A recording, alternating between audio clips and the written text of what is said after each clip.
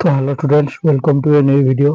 देख पिलामाने तमर द्वितीय दिन को परीक्षा अच्छी गणित परीक्षा सब पिलांकर अच्छी से आज आम डिस्कसन करिया कौन षष्ठ श्रेणी पिलांकर गणित परीक्षा तृतीय समाप्ति सूचक मान निर्धारण 2026 बा तुम 10 मार्च 2026 तो गणित प्रश्नपत्र नुह प्रश्न सहित उत्तर। तो चलतु डेरी नक डिस्कसन करिया।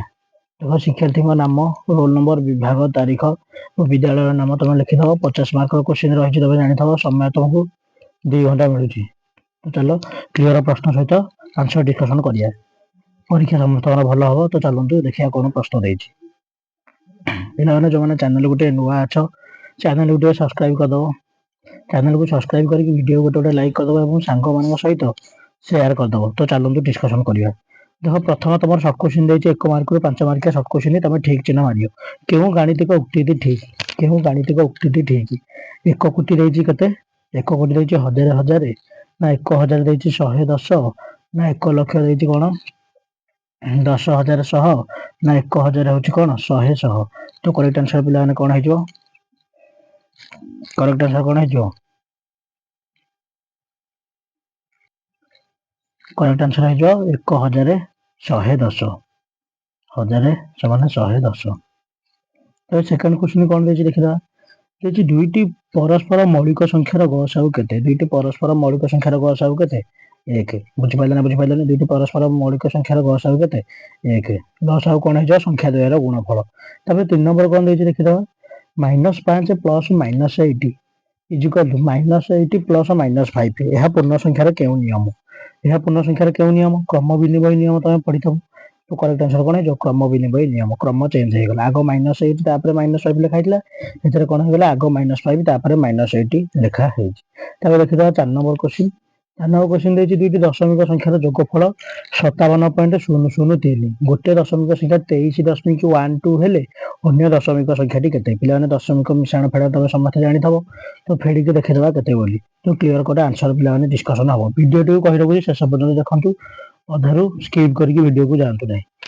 देखा जाइए 57 57.003 माइनस 23.12 फेड़ी देले जना पड़ियो 3 को 3 गले 1 रू 10 आसियो 10 रू 2 गले 8 1 रू 10 पळेछि 9 रू 1 गले केते हमर 9 रू 1 गले 8 दशमिक को दशमिक रहिला 7 रू 3 जीवनी 7 रू 3 जीव हत 1 रू 10 पळेछि 6 रू 3 गले 3 5 रू 2 गले 3 33.883 33.883 कोठी अछि पिलाने देखो ऑप्शन ग रे अछि।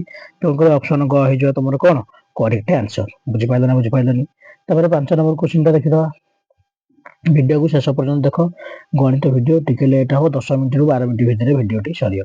देखा देछि केउ चारोटी संख्या समानुपाती पिला माने समानुपाती बोली आमे कहले जानिया समानुपाती बोली कहले जानिया जदि संख्या जो क्रमिक संख्या द्वयर गुणफल गोटे को छाडी आ गोटे गुणफल मझी द्वयर संख्या द्वयर गुणफल हो ताले कोन क्रमिक समानुपाती। तो देखिदवा कोटा क्रमिक समानुपाती पिला माने देखो ऑप्शन आई रे कोन देछि प्रथम संख्याटा को नबा एवं थर्ड संख्याटा को नबा प्रथम संख्याटा को नबा एवं लास्ट संख्याटा को नबा आ मध्य संख्या दीटा को नबा। देखो 42 * 6 हमर केते हो जाउची 42 * 6 चलना 12 देखना 10 252 हो जाउची 252 63 * 4 केते हो जाउची देखिदबा 63 * 4 तो 63 * 4 केते हमर 4 12 देखना 1 24 के 25 252।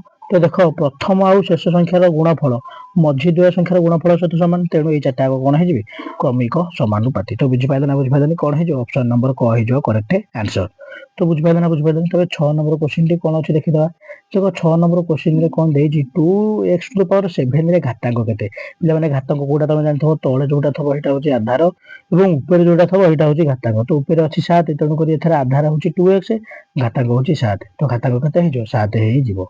तबे नेक्स्ट क्वेश्चन कोन देखिदा 14x + 2 राशि रो पद संख्या पिला माने केतेटा टर्म अछि? टर्म कोन जेतिटा मिश्रण फेडाणे भांगी हेकी अछि हेतिटा पद अछि। तो गोटे अछि केते गोटे होची 14x आ गोटे 2 आउ बुझि पाइले तो पद संख्या केतेटा अछि दीटा पद अछि 14x आ गोटे पद होची कोन 2। तो बुझि पाइले से बडे आ गोटे जदि बनकर संख्या पडितो 2x + 5x + 9 एथरे केतेटा पद अछि गोटे पद दीटा पद तीनटा पद अछि। बुझि पाइलनी एमिति पढिले तमे माने आराम से करि पारिबो। तबे देखिया नेक्स्ट क्वेश्चन कोन अछि जेउ कोणर परिमाण तार अनुपूरक कोणर 2 गुण ଯେଉଁ କୋଣର ପରିମାଣ ତାର ଅନୁପ୍ରଭ କୋଣର 2 ଗୁଣ ତାର ପରିମାଣ କେତେ? ମନେକର ଗୋଟେ କୋଣର ପରିମାଣ ଆମେ x ନେଇଯିବା, ତା ଅନୁପ୍ରଭ କୋଣ ମନେକର ନେଇଯିବା 90 ମାଇନସ୍ x। ପ୍ରଶ୍ନ ଅନୁସାରେ କ'ଣ x equal 2 whole into 90 minus x। ତ x ଇଜୁକାଲ୍ କେତେ ଦେଲା 180 ମାଇନସ୍ 2x। ବୁଝିପାରିଲେ ନା ବୁଝିପାରିଲେନି? ତ 3x ଆମର ହେଇଯିବ 180, x କେତେ ହେଇଯିବ 60 ଡିଗ୍ରୀ ହେଇଯିବ। ତ କୋଣର ପରିମାଣ କେତେ 60 ଡିଗ୍ରୀ। ବୁଝିପାରିଲେ ନା ବୁଝିପାରିଲେନି?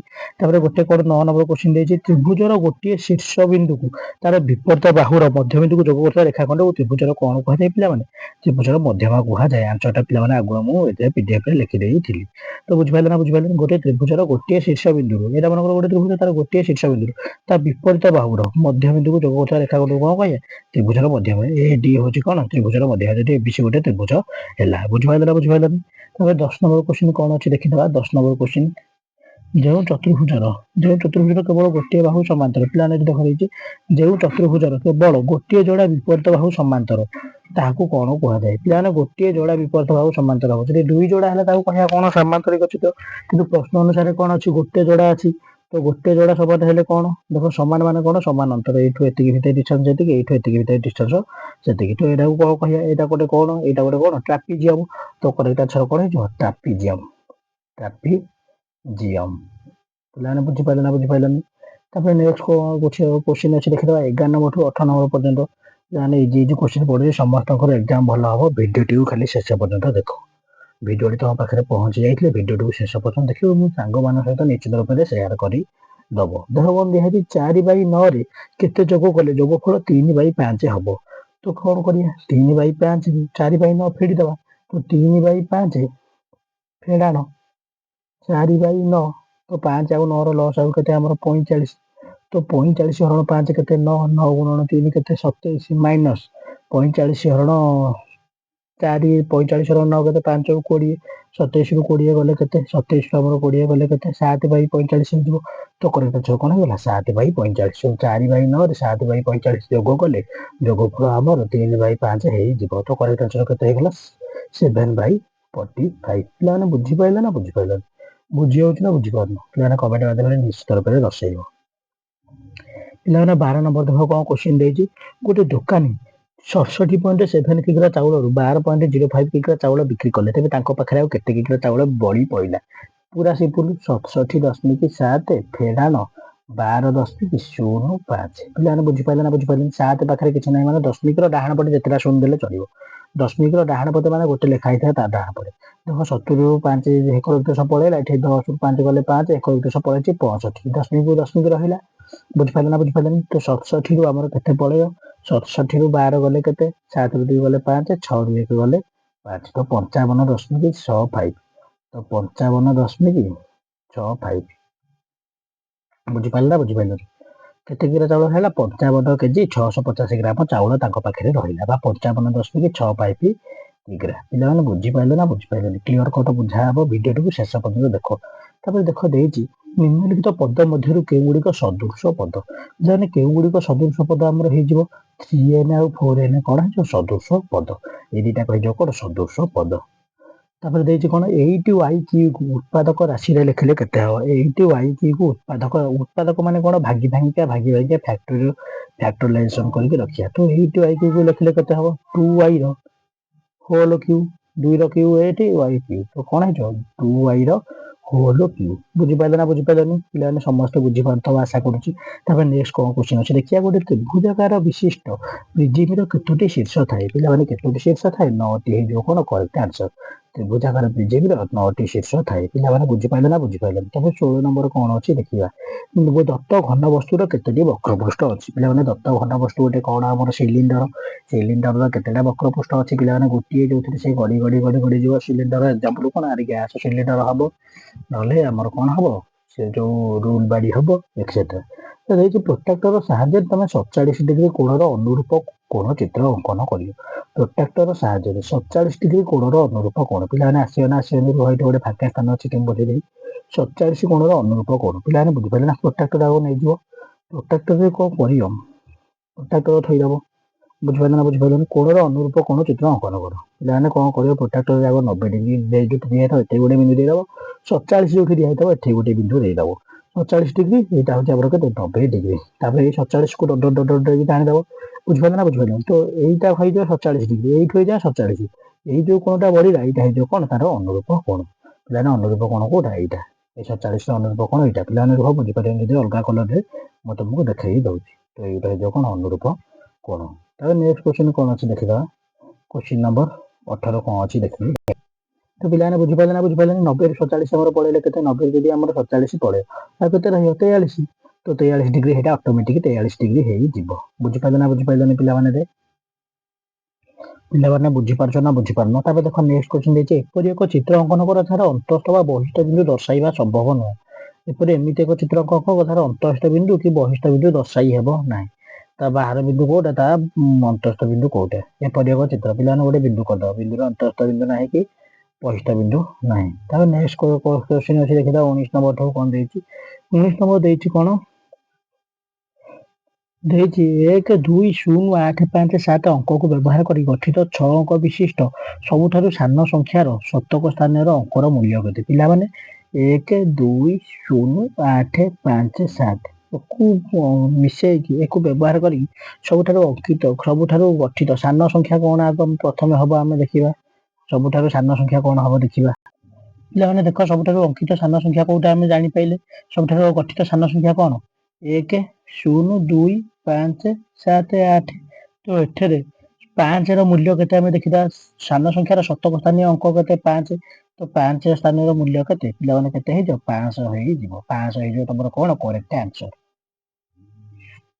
ତାପରେ ନେକ୍ସଟ କଣ ଅଛି ଆମେ ଦେଖିଦବା। Question number 20। ତାପରେ ଦେଖିଦବା 20 ନମ୍ବର କ୍ୱେଶ୍ଚିନ୍ ଟା କଣ ଅଛି। 20 ନମ୍ବର ଦେଖ ଦେଇଛି ତୁମ ଶ୍ରେଣୀଗୃହ ଚଟାଣର ଦୈର୍ଘ୍ୟ 10 ମିଟର ଓ ପ୍ରସ୍ଥ ହେଉଛି 8 ମିଟର। ତୁମେ କେତେ ମିଟର ବୃହତ୍ତମ ଦୈର୍ଘ୍ୟ ବିଶିଷ୍ଟ ତୁମ ଶ୍ରେଣୀଗୃହର ଦୈର୍ଘ୍ୟ ଓ ପ୍ରସ୍ଥକୁ ଥରେ ମାପି ପାରିବ। ତୁମେ କେତେ ମିଟର ବୃହତ୍ତମ ଦୈର୍ଘ୍ୟ ବିଶିଷ୍ଟ ବାଡିରେ ଶ୍ରେଣୀଗୃହର ଦୈର୍ଘ୍ୟ ପ୍ରସ୍ଥକୁ ପୂର୍ଣ୍ଣ ଥରରେ ମାପି ପାରିବ। ତାପରେ ନେକ୍ସଟ କଣ କ୍ୱେଶ୍ଚିନ୍ ଅଛି ଦେଖିଦବା। Question number 22।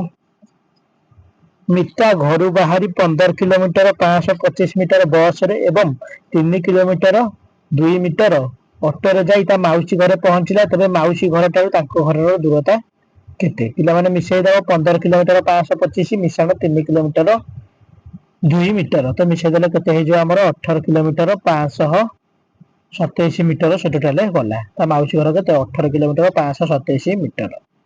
ତ ଚିତ୍ରିତ ଅଂଶ ଗୋଟେ ଗ୍ରାଫ ଆମର ଦିଆଯାଇଛି। ସେଇ ଗ୍ରାଫକୁ ଦେଖିକି ପ୍ରଶ୍ନ ଗୁଡିକର ଉତ୍ତର ଦବା। ଦେଖ ଦିଆଯାଇଛି a = 3, b = 4, c = 2 ହେଲେ 2a + 3b + 4c। 2a ମାନେ 2 ଗୁଣନ 3 ମିଶାଣ 3 ଗୁଣନ 4 ମାଇନସ 4 × 2। ତ ଏକୁ କରିଦେଲେ ଆମର କେତେ ହେଇଯିବ? 6 + 12 ମାଇନସ 8। ତ 12 ରୁ 8 ଗଲେ 4, 6 + 4 = କେତେ? 10 ଆମର ହେଇଯିବ କରେକ୍ଟ ଆନ୍ସର। ତାପରେ ନେକ୍ସଟ କଣ କ୍ୱେଶ୍ଚିନ୍ ଅଛି ଦେଖିଦବା। 25 ନମ୍ବର। ଗୋପାଳ ବିଜ୍ଞାନରେ 50 ରୁ 30 ନମ୍ବର, ଗଣିତରେ 50 ରୁ 45 ନମ୍ବର ରଖିଛି। ତେବେ ଉଭୟ ବିଷୟରେ କେତେ ଅନୁପାତ ରଖିଛି? ତ ବିଜ୍ଞାନରେ 50 ରୁ 30 ରଖିଛି ମାନେ କେତେ ପରସେଣ୍ଟ ରଖିଛି? 60% ରଖିଛି। ଏବଂ ଗଣିତରେ 50 ରୁ 45 ନମ୍ବର ରଖିଛି ମାନେ କେତେ ପରସେଣ୍ଟ ରଖିଛି? ଆମର 90% ରଖିଛି। 90% ତ 60 - 90 ଅନୁପାତ କେତେ? ଉଭୟ ବିଷୟର ଗଣିତର ଅନୁପାତ 60:9 ମାନେ 60 30 ଦୁଗୁଣେ 60 30 3 90 ମାନେ କରେକ୍ଟ ଆନ୍ସର କେତେ ହେଇଯିବ? 2:3 ବା 2 ଅନୁପାତ 3। ତାପରେ ନେକ୍ସଟ କଣ କ୍ୱେଶ୍ଚିନ୍ ଅଛି ଦେଖିଦେବା। Question number. ତାପରେ ପିଲାମାନେ ନେକ୍ସଟ କ୍ୱେଶ୍ଚିନ୍ ଆମର କଣ ଦେଖିଦେବା। ମୁନାର ଗୋଟିଏ ପଞ୍ଜାବୀ ସାର୍ଟ କରିବା ପାଇଁ 3 ମିଟର 75 ସେଣ୍ଟିମିଟର କନା ଲାଗେ, କିନ୍ତୁ ସାର୍ଟ କରିବା ପାଇଁ ଆଉ ଜଣଙ୍କର ସାର୍ଟ କରିବା ପାଇଁ ତାକୁ କେତେ ଲାଗେ? 1 ମିଟର 2 ସେଣ୍ଟିମିଟର କମ ଲାଗେ। ମୁନାର ପଞ୍ଜାବୀ ସାର୍ଟ ଓ ଗୋଟେ ସାର୍ଟର ମୋଟ କେତେ କନା ଲାଗିବ? ଜାନେ କଣ କରିବା? ମିଶେଇ ଦବ। ତାପରେ ଆଉ ଗୋଟେ କଣ କ୍ୱେଶ୍ଚିନ୍ ଅଛି। ତୁମ ବାପା 27,900 ଟଙ୍କା ଦେଇ ତୁମ ପାଇଁ ଗୋଟେ ମୋବାଇଲ କିଣିଲେ। ମୋବାଇଲ ଦାମ ଠାରୁ 13,400 ଟଙ୍କା ଅଧିକ ଗୋଟେ ଟେଲିଭିଜନ କିଣିଲେ। ସେ ମୋଟ ଦୁଇଟି ଜିନିଷ ପାଇଁ କେତେ ଟଙ୍କା ଖର୍ଚ୍ଚ କଲେ? ପିଲାମାନେ 27,000 13,000 ମିଶେଇ ଦବ। 13,000 ମିଶେଇକି ଯୋଉଟା ବାହାରେ ସେଇଟା ହେଉଛି ଟିଭି ଦାମ। ତାପରେ 27,000 ଟିଭି ଦାମ ଟାକୁ ମିଶେଇକି ଟୋଟାଲ ମୋଟ ମୂଲ୍ୟ ବାହାର କରି ଦବ। ତାପରେ ଅଙ୍କନରୁ ଗୋଟେ କ୍ୱେଶ୍ଚିନ୍ ହେଇଛି କଣ? ପେନସିଲ ବ୍ୟବହାର କରିକି କମ୍ପାସ ବ୍ୟବହାର କରିକି 45 ବିନା ପ୍ରୋଟ୍ରାକ୍ଟରରେ ପେନସିଲ ସ୍କେଲ କମ୍ପାସ ବ୍ୟବହାର କରିକି କଣ 45 ଡିଗ୍ରୀ କୋଣ ଅଙ୍କର କରିବ। କେମିତି ପିଲାମାନେ କରିବେ? ଆଗ 60 ଡିଗ୍ରୀ କରିଦବ। 60 ଡିଗ୍ରୀ ତାପରେ 60 ରୁ 120 ଡିଗ୍ରୀ କରିବ। 60 ଆଉ 120 କୁ ଚାପ କାଟିବ ଆମର ହେଇଯିବ କେତେ 90 डिग्री तापर 0 ଆଉ 90 डिग्री को आउ थरे समद्विखंड कले ଆମର ହେଇଯିବ जो डिग्रीटा बाहर एटा होची कोन 45 डिग्री। तापर देखो 29 नंबर देइची गोटे आयताकार चाष जमीर दैर्घ्य 55 प्रस्थ होची 7 ट्रैक्टर रे हल करिया पे 4 टका हिसाब रे केते टका खर्च हबो तो क्षेत्रफल बाहर करो दैर्घ्य गुणन प्रस्थ तापर जेति कि होला हेतरे 4 गुणी दबो 4 टका लेखा क्षेत्रफल प्रति वर्ग मीटर को 4 टका हिसाब रे केते हबो जेति कि गुणी की जेति हबो 4 रे गुणी की आंसर टी बाहर करि दबो एति टका खर्च हबो।